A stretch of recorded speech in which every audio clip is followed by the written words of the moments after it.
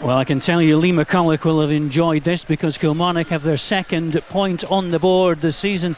Not only that, but the 1-1 draw at Pittodrie means they've taken their first point in 14 attempts against Aberdeen since Derek McInnes became the manager. McInnes won't have enjoyed this one, though. He did for the first 20 minutes. Aberdeen camped inside the Kilmarnock half, hitting the front. Stevie May, his third goal for the club since moving back to Scotland in a £400,000 deal from Preston North End. Graham Shinney, the provider. May, sublime finish from inside the penalty box. At that stage we thought, it's, well, how many are Aberdeen going to score? But when Kilmarnock were forced into changing their formation and Ian Wilson went off injured after 20 minutes, they looked a completely transformed team. They caused all sorts of problems going forward that they certainly hadn't up to that point. A couple of opportunities that Joe Lewis thwarted, and Stevie May actually back defending in his own penalty box denied Lee Erwin a look at goal. But they got the equaliser they certainly deserved, and it was Jordan Jones who provided it 3 minutes after the break, capping a fine performance from the winger.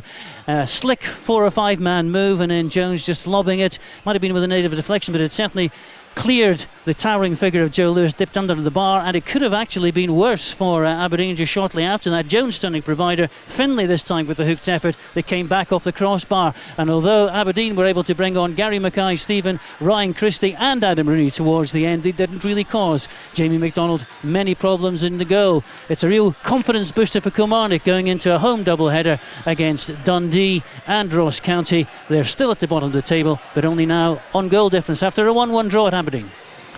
Next to Pittodrie, a tale of contrasting fortunes so far this season. Aberdeen on a run of 4 wins and a draw. Visitors Kilmarnock on a run of 4 defeats and a draw. The headlines for Aberdeen are that Christie is benched along with Rooney and Ball. There's a first appearance since the opening league game for Iceland international Kari Arnason. Nicky Maynard also starts. Gordon Greer has made it for Killie, and that didn't look likely for much of the week after picking up a groin injury at Motherwell. Waters, Frizzell, Jones and McKenzie also start. 13 straight Aberdeen victories in this fixture. It's an astonishing record as they look to maintain a 100% start to the season at home in the league. Dropped points at Hearts and Murrayfield last week. Shinney, this is me! Great finish! Really good goal by Stevie May. It's his third goal for the Dons. It comes on 10 minutes, and Aberdeen lead. Logan to Shinney, an ambitious one. And he scored a belter against Apollon Limassol in Europa League qualifying here in that goal earlier this campaign.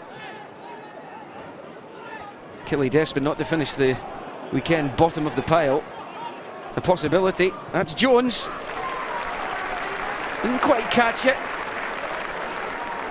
Killie always look a better side when he's in it. December 2012 was the last time Kilmarnock beat Aberdeen. It was here. Liam Kelly with a couple of penalties. Lots changed since then. Here's Rory McKenzie, and it's a Lewis save, and we said that a lot against Hearts last weekend. Rory McKenzie scored against Aberdeen last season in one of the games at Rugby Park.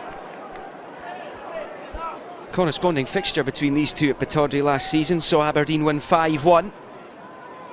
Real Indian sign over the Ayrshire side. Here's Jones. Oh, that's come off Arnason, and that's 1-1. With the aid of a big deflection, Jordan Jones levels the game at Pittodrie. There wasn't much that Kari Arnason could do about that, but it has taken Joe Lewis right out of the equation. Still to win a league game this season, Kilmarnock. They might fancy it here because this has been a much improved second half performance. And here goes Jones, who's been at the very thick of it. Really good challenge though by O'Connor.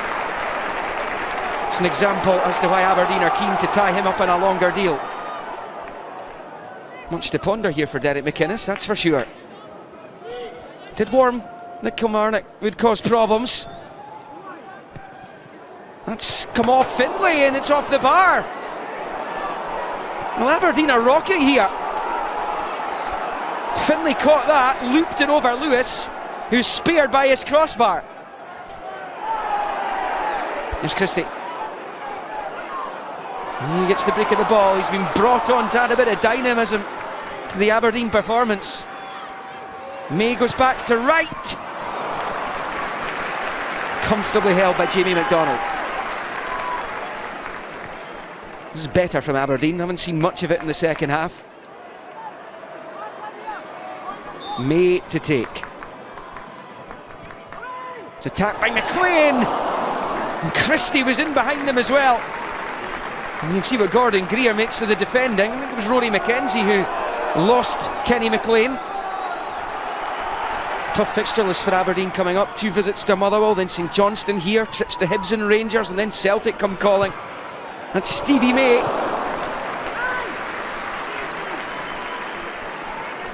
Well, hit perhaps more in hope than expectation, though he is capable. Mackay Stephen. He decides to take on McKenzie again. Rooney was in the thick of it. This is May. O'Donnell holding off Adam Rooney, but then hauling Mackay Stephen to the deck inside the box. No penalty. Stephen Finney's the referee. Well, he certainly wrestled Mackay Stephen to the ground, that is for sure.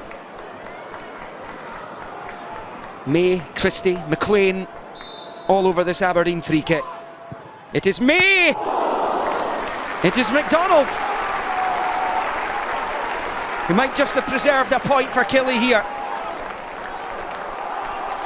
We need to try and show that we're better than what we produced today, because there's no doubt we've got good players here, that we're threatening to be a good team, but we're still searching for that complete 90-minute performance. It's a massive point for us, and hopefully this is the turning point to our season, because the boys deserve it with the work they've been putting in. They've been under a little bit of pressure lately, and it's just good to show some people that we do have some good players, and the belief that I've had in them and still have in them is shown through today. Yeah, Kilmarnock started with a back 5 in this match, Stephen. Then they rejigged it, and as Lee McCulloch says there, it was a massive point for them.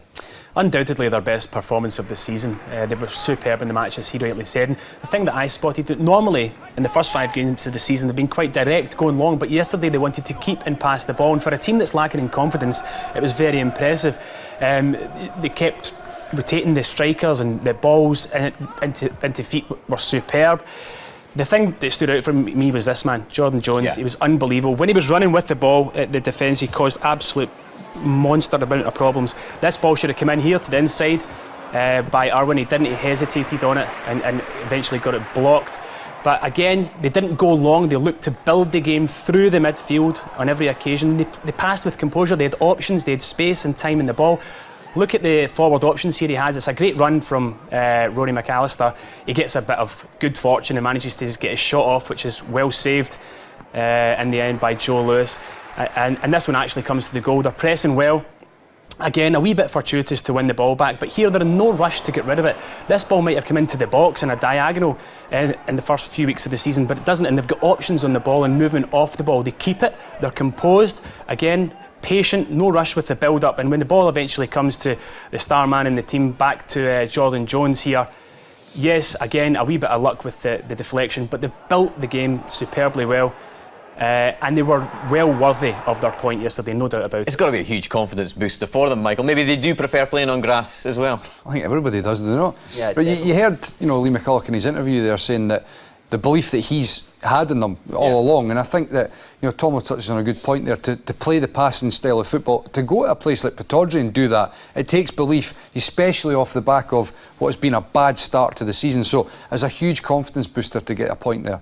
Dermot kind of saying we got exactly what we deserved in this game, Stephen. I mean, I suppose a few changes from the disappointing draw away at Hearts and another kind of maybe underwhelming performance from Aberdeen. Are they still searching for their strongest 11? I think so. They remain unbeaten, so it's been a positive start to the season. There's no doubt about that. They've got lots of options, but I'm not quite sure they've worked out what their best permutation is in middle to front areas. You look back at the last sort of few seasons, it's a recurrent theme, where Dermot McKenzie goes through spells where he changes a lot. Then latterly last season he went on that long run where he had the consistency of the selection in the team, and perhaps that's something we might see this year, that once he finds it, he'll stick with it. There's no doubt they've got a quality squad though.